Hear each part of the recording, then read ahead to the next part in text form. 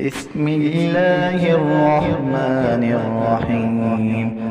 آمن الرسول بما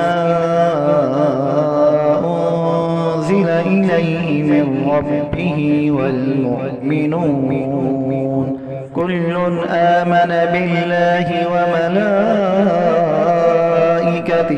وكتبه ورسله لا نفرق بين أحد من رسله وقالوا سمعنا وأطعنا غفرانك ربنا وإليك المصير.